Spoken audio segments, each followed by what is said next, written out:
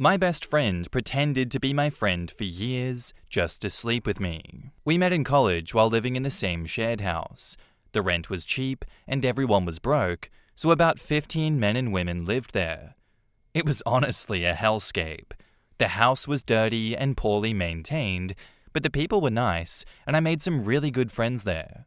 One of them was Mike. I didn't feel a romantic connection, so I wasn't interested in him in that way. Still, since we lived together and attended the same college, we spent a lot of time together, grew close, and eventually became best friends.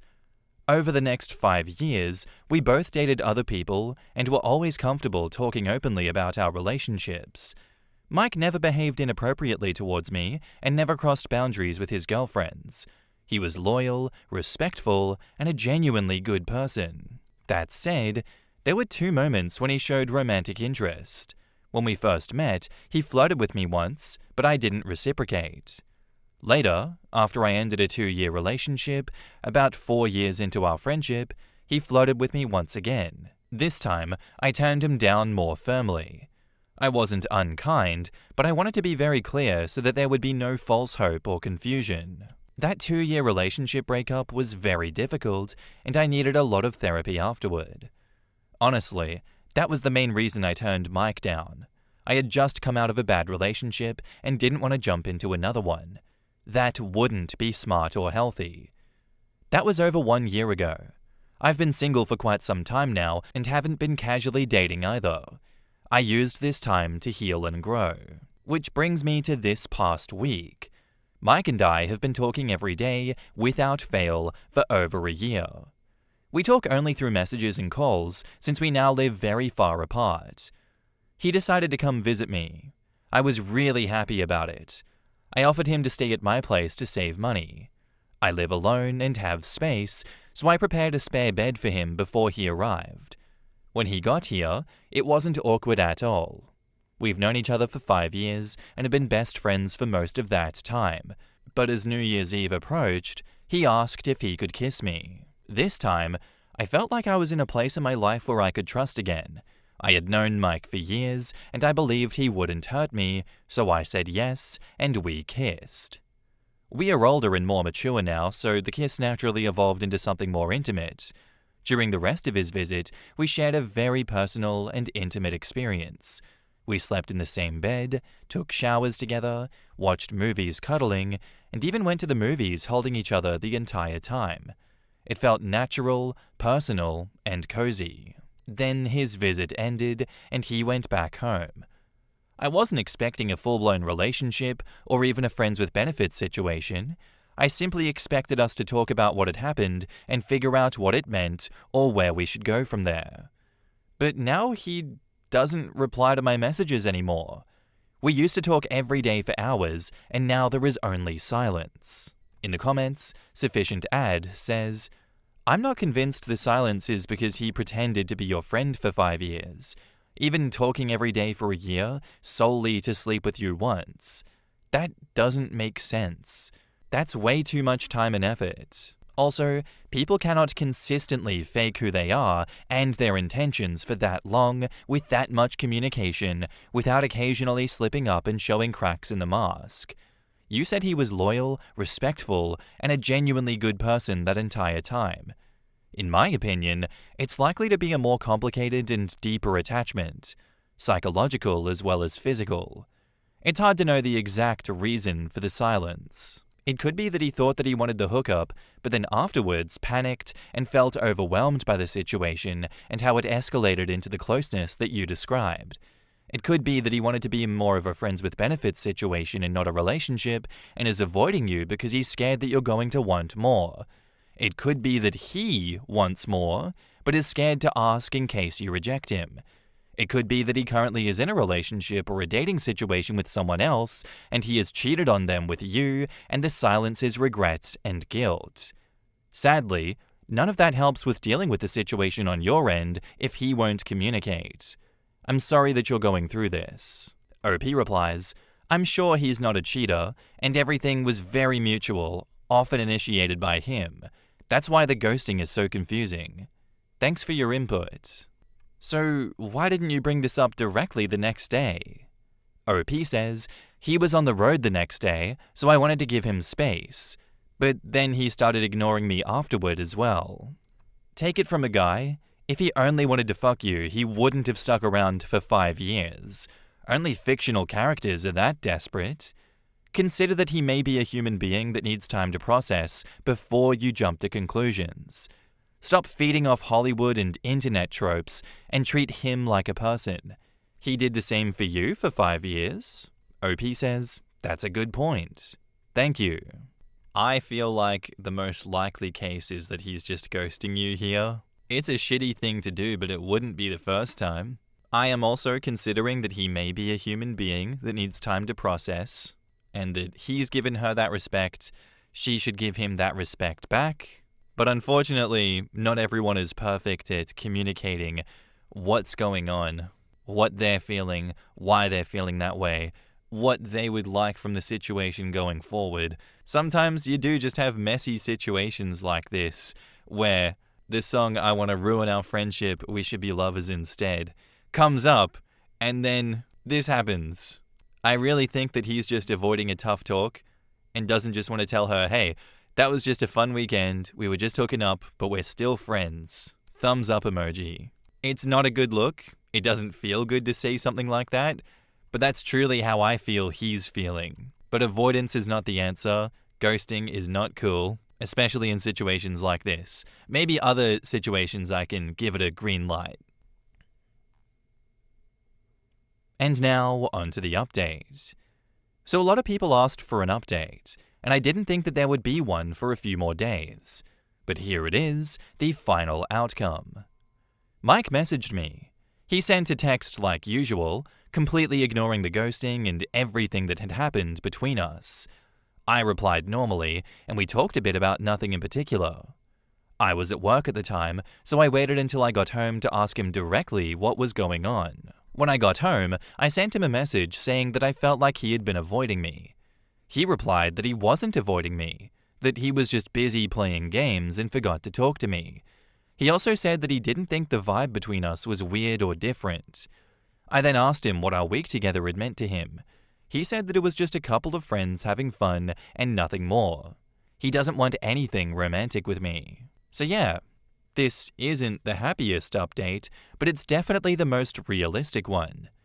Thank you to everyone who left comments on my previous post. He wasn't cheating with me like many of you suggested, and he wasn't confused in sorting out his feelings either. We're still friends, and I meant what I said before. I'm just glad that he didn't disappear completely. He's still my friend, and I respect his decision. I can't put the link to the original post here. Ask in the comments if you're confused. In the comments, Rana Air says, oof. This is one where I don't think the relationship will be back to what it was. I wouldn't want a friend like that.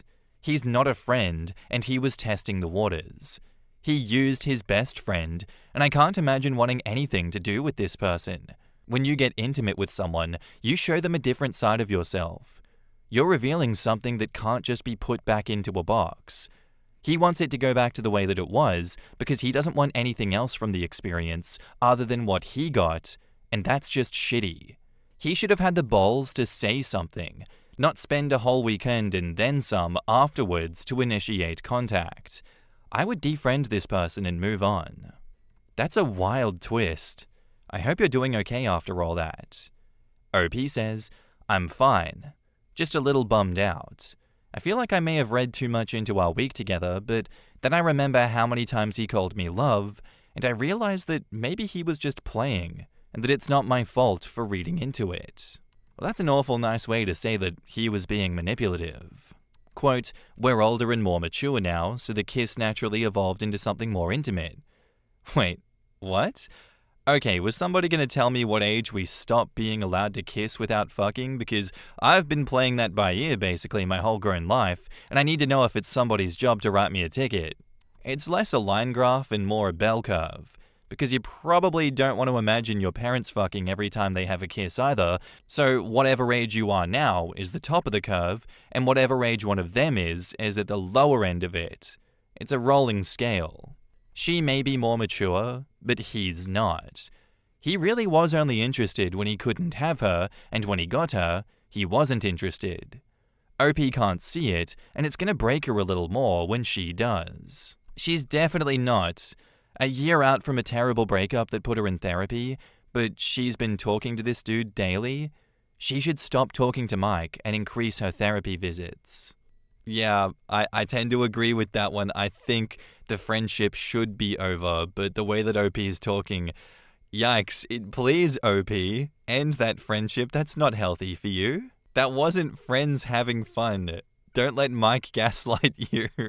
Friends don't disappear after an intimate weekend like that, then minimize it, and then shrug it off and say, I was busy gaming, what are you gonna do? He got all the benefits on his end and on his terms, and then just discarded the friend part. And I guess, in his own reality, nothing actually has changed. Everything is the way that it was because he can delude himself that weekend meant nothing. But OP can't because she's not the same person as him. Him calling you love and doing all of those affectionate things was not platonic. And I don't know why he couldn't respect you enough to be honest before or at least immediately after all of this happened. That should be the friendship killer. Please do listen to the comments and end whatever is going on between you guys, OP. Thank you for being vulnerable. Thank you for sharing your story to the internet. And thank you for the update. Our next post is by user LukeProblem135, and it's titled, Am I the asshole for telling my parents that I won't attend their Christmas celebration until they send my husband a separate invitation? I'll preface this by saying that my husband Luke, male 32, does not get along with my parents. You can't tell who's right or who's wrong. There's always this ongoing tension between them, but can be civil enough to sit together at one table. I recently got an invitation for Christmas celebration from my parents.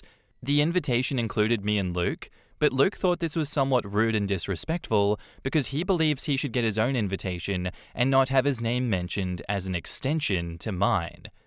We talked, and he said that he wouldn't go unless they send him a proper invitation. I called Mum and asked if she could do it.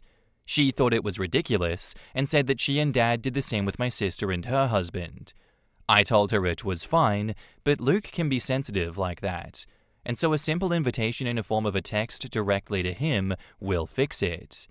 She got defensive and said that Luke is being ridiculous. Dad claimed that Luke is trying to pull some power move to humiliate them, but I thought this was a small issue.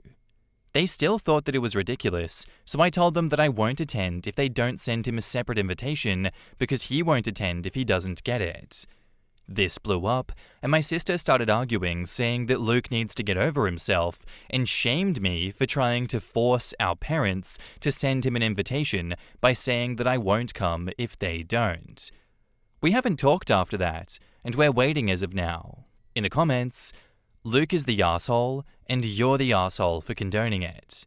When you're married, you don't get separate invitations. Your mum called and said, I hope you guys can come for Christmas, or we're looking forward to seeing you at Christmas. That is the royal you, not just you, OP. Question: if a friend issued the same invitation as your mum did, would Luke be kicking up a fuss, or would he just go? This isn't about the invitation. Luke just doesn't want to go. Your choice is to stay with him or go without him. But your parents don't have to issue Luke Wubby his own special private invitation. And think hard. Is this really the only time he kicks up a fuss, or do you tiptoe around a lot of things? Be honest. OP says, I'd say that due to their constant disagreements, Luke has become so sensitive towards my parents to the point where he would take anything they do as a slight against him. It's exhausting trying to keep the peace between them and trying to get them to see eye to eye. I feel like I'm stuck between a rock and a hard place. Another commenter says, quote, did the same with my sister and her husband. If this is true, you and your husband are most certainly the arsehole. Perhaps your husband needs to stop being so overly dramatic. Becoming so hurt over his name included on an invitation sounds like he just loves stirring up unnecessary drama. OP replies, I don't know if it's true or not. My sister never mentioned it, just shamed me and told Luke to get over himself. I want to know how Opie and Luke sent out their wedding invitations. Did every person invited get their own? Were they sent to couples? Once they knew the names of the plus ones, did they send invitations directly to them as well? Opie, you're the assholes. Yeah, I laughed out loud that they can't tell who the problem is. The problem is Luke. This is not a two-sided issue. He is isolating OP, who is so used to tiptoeing around him and his nonsense that she can't tell where the problem began. Right? They say they can't tell who the problem is, yet they named their throwaway account Luke Problem 135. No. You see, Luke is involved in the problem. Luke could never be the problem. That's why I named it that. It's a problem involving Luke. The problem had a separate invitation. I don't understand how OP can see Luke beefing with his parents constantly and genuinely take this situation as being just about the invitations. She's like, oh, he always has to find problems with them. He's always fighting. But man, this invitation thing, that's completely separate, I guess. Luke is intentionally misinterpreting this as a personal slight and now just projecting his hostility. That's all that's going on, OP. But what is concerning is how you're bending yourself into knots to manage his behavior. You're genuinely threatening to skip Christmas just so that you don't cause upset, so that you don't get his reaction to all of this. Oh, what's Luke gonna do? I can't be the voice of reason with him, so I gotta outsource this. Maybe he's not being a lunatic. OP, do you ever have self-reflection in this instance and think, maybe I'm enabling the conflict. Maybe I should have intervened and put a stop to this, like ages ago. Why has it spiraled out of control like this? Have I allowed this to happen between my parents and my husband? And yeah, I get it. You're exhausted. You're stuck. This isn't a two-sided issue. It really boils down to Luke doesn't want to go. He doesn't like your parents. And he's making up a reason to justify not going. But you backing him up here turned what would have been a trivial little issue that could probably have been sorted out into now a giant family blow-up. So yeah, I think you're the asshole here. And now on to the updates. So the invitation that I received was in a text. Luke is saying that a simple text to him will finish the conflict, but my parents still think that it's ridiculous, and they won't invite him since they already have. I just got off the phone with my sister. She told me that our parents have just disinvited me. Luke was probably already disinvited since the argument occurred from the celebration. I feel horrible, but I can't argue anymore. Just like I can't argue about what everybody else in the comments is saying. I admit it. Luke is the problem. He just caused me to be disinvited from the event and is blaming me for it. In the comments, the right response from you should be, Luke, stop being an asshole. These are my parents, and I am going to the party with or without you. You have been invited, so if you choose not to come, that's your choice. But I'm not talking about this again. Luke is a massive asshole, and so are you if you side with him. OP says, I already fought him about it. He's now blaming me after my parents disinvited me and him. He says that I mishandled this and wasn't as assertive as I should have been. Both OP and Luke are the problem. My God. I think OP is more of a victim. Luke is clearly trying to separate her from her family, so she no longer has anyone to tell her that his actions are abusive and shouldn't be tolerated. This is what isolation looks like. Note how OP is doubting herself, thinks that she's the problem, and is ultimately now the one who misses out on the family celebration. My thoughts exactly.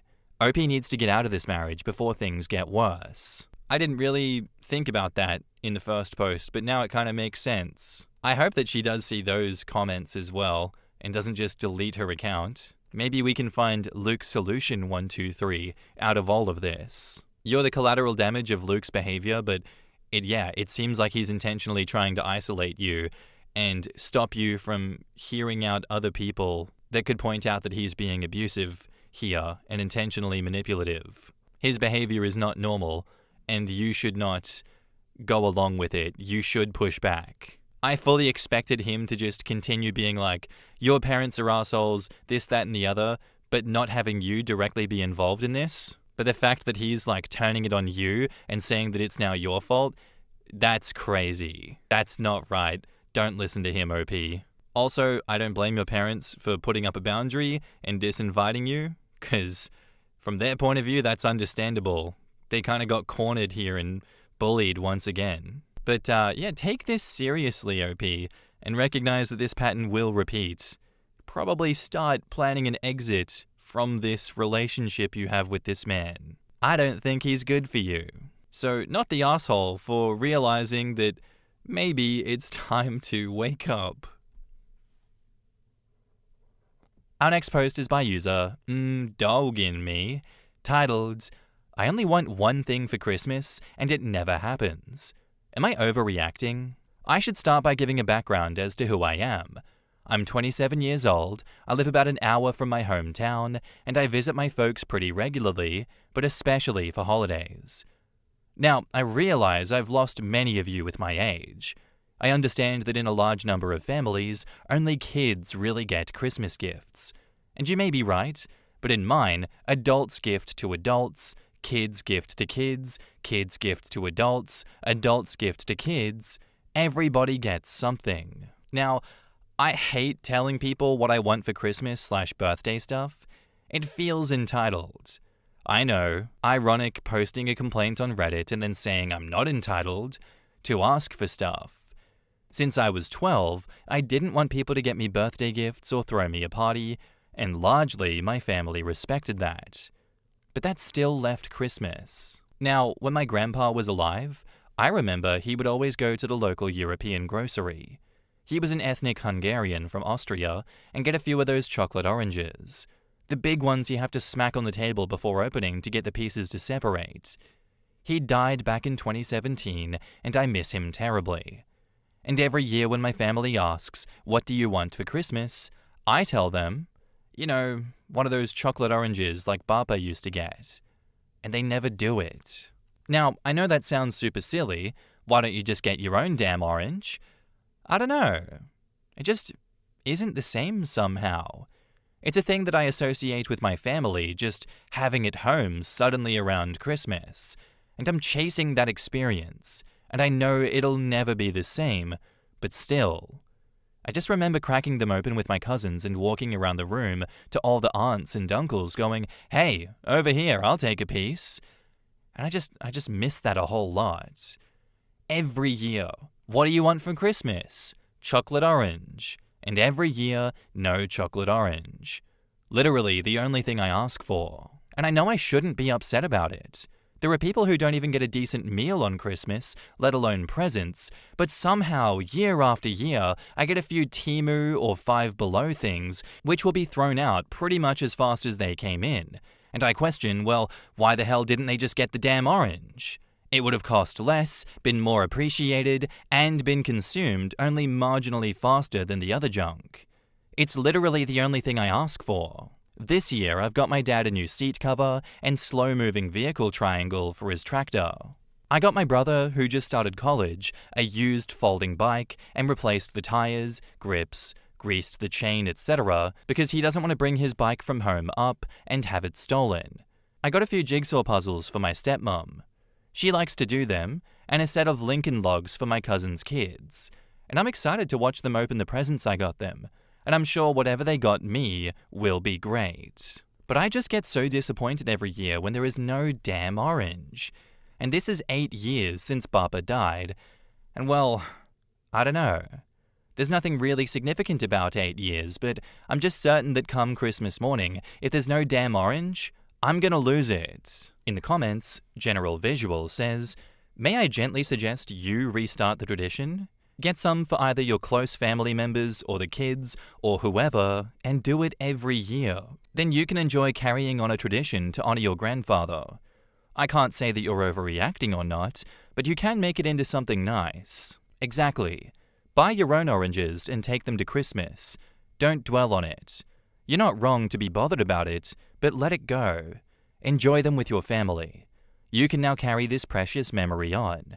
When people ask, you can say, oh, it's just what my grandpa used to do every year. Who knows how many others might pick it up? My family now celebrates Filipino style because of our beloved chosen family. I tell everyone about it, and I like to think that they are still with me. You are now the magic holder for your nieces and nephews. You bring chocolate oranges for the kids every year. You relish in the memories. There's only one rule. We don't share these with the adults. And when you shop at the same grocery store, you can graze your hands over the oranges and imagine your grandfather doing the same. This is how you connect with who you're really missing. Yeah, I agree with that. I don't see why you have to be continuously letting yourself down because others are not doing this chocolate orange tradition. It seems like you're the only one that cares about it, so why not be the change that you want to see in the world? Like, you're not overreacting at all, and I don't think anyone is an asshole in this situation. You're just asking for a symbol of your grandpa, and you want to feel that family connection. I can't blame you for that. And obviously, what they're hearing when you ask for the chocolate orange is some throwaway, low-stakes kind of non-answer, because they don't value the chocolate orange tradition. It's been 8 years, I guess 9 years now, since he's passed away. You'd assume that if it mattered, it would have come up at least once or twice, but no. And I can see it from their side as well. Why wouldn't they just assume, oh, he keeps mentioning it, he'll just buy it himself? I can't blame them for thinking that. Take the suggestions in the comments. Bring your own Christmas magic. You can continue it and start this new tradition. You don't have to wait for others after they continuously ignore your request. That's just stupid. And now, onto the update. Hello all. I hope everybody had a nice set of holidays and is enjoying the new year. Many of you replied to my previous post regarding my frustration at not receiving a chocolate orange for Christmas. If that sounds stupid, it's because it kind of is, but you can read the original post here for context. I just wanted to update everybody on how it all shook out. Well, my dad and my mum both really enjoyed the gifts I got them. My cousin's kids chose my Lincoln Logs gift as the one that they wanted to open and play with at the family gathering, over and above a set of small trucks that look like dinosaurs, which all park on a large dinosaur truck. High praise. My brother, well, he didn't like the bike much, I guess. Mr. Hey, I want to explore the city more, I don't want to bring my bike up in case it gets stolen, suddenly wasn't so interested in a non-stealable bike that he could explore the city on. Later had the gall to say to us, I just wish I'd gotten something practical, as though he hadn't just gotten the most practical thing that any college student could have. Anyway, you can't win 'em all. A few days before Christmas, my folks and I were in Target, and I saw the chocolate oranges. I pointed them out, and was met with a, yuck, who likes those? So that was about as fun as you'd imagine. Now, many of you suggested, rightly, that I just become the relative who brings chocolate oranges for the kids, and so I did. It was really a very food memories-centric celebration this year. I gave the kids the oranges just the way they were. Dark chocolate, orange flavor. Kinda gross to the kids, but the sort of thing they came back for more of after a few minutes. Fond memories from the adults. My uncle brought relish sandwiches, following a discussion about having fed my dad those when tasked with watching him as a kid. Yep, just white bread with hot dog relish on it. We had a great time, and I've become the weird relative who brings candy that isn't that great, but which you come to associate with Christmas time forever. As for me, doesn't really matter what I got. A few cans of rust remover spray. On account of my nearly 26-year-old car, it's a little rusty in places. A tube of Twix bars, and a pizza pizzazz from the White Elephant. I got to see some kids who were going through their parents' divorce's eyes light up when they opened a box I gave them. Got to remember being that young, got to remember my own grandfather for a little while. All in all, you gave great advice, and I feel quite a bit more at peace with the whole thing. Thank you all for that. In the comments, it's a really hard moment when you realize you're no longer in the pool of people who have a magical Christmas made for them, and you are now the magic maker. But OP sounds like they have good instincts and the potential to be the relative who makes the memories that another generation will carry on. It's not even that. It's the moment you realize your parents don't listen and will only care how they want to care, not how you need to be cared for. This has come up a number of times at this point. For some of us, that was most of our childhood. Losing my magical aunts and uncles has been hard on me, as a bit of the magic fades each time. Being an adult sucks, but good on OP for continuing the tradition. Actually, being an adult is great because you no longer have to rely on someone else fulfilling your dreams. You can go and fulfill them yourself. Couldn't agree more, and I really do like this ending. Also, the college student with the bike? What is his problem? What an asshole. What else was he expecting as a practical gift? I agree with you, OP. I think that is the most practical gift he could have got. What a dick. Anyway, I don't think you're wrong for still feeling disappointed. The way that your parents reacted to those chocolate oranges, maybe that was the answer you were looking for, OP, where they're like, ew, gross. Who likes those things? I'm glad that you're able to preserve that memory and still have that connection to your grandfather, though. Congratulations on becoming the new person who creates the magic of Christmas. I think that shows some growth. I think you recognize that your previous position was going nowhere, and that with the little kick you got from the comments, you've turned it into something positive and something amazing. And again, thank you so much for that. Now let's hope those kids forever associate Christmas with that weird orange candy. And maybe they will pass it on one day, who knows? And in a way, I guess you've created closure for yourself in this one because, it wasn't about getting what you asked for, but instead, you've carried the meaning forward yourself. You've carried that tradition forward. I hope that is a form of closure that you have been looking for. Thank you for the story, and thank you for the update, OP. Anyway, guys, that's where I'm going to end today's episode. I do hope you enjoyed. If you did, let me know what you thought of it in the comments down below, and I'll see you in the next one. Bye.